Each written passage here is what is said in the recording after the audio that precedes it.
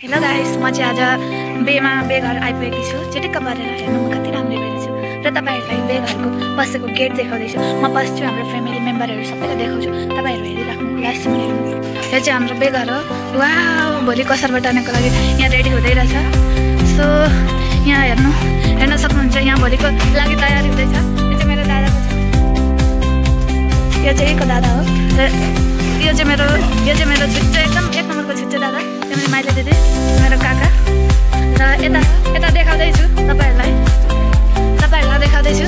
यहाँ मेरो दिदी आइपुग्नु भइरहेछ नेपालबाट। यहाँ काकी, यहाँ मेरो फुपू हो, र यहाँ दिदीलाई यहाँ धमाधम छ। दिदीलाई सबैजनालाई धमाधम छ बेको तयारी।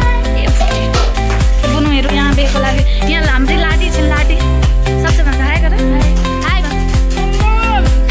यो चाहिँ मेरो बहिनी हो र यो चाहिँ लाइक कमेन्ट शेयर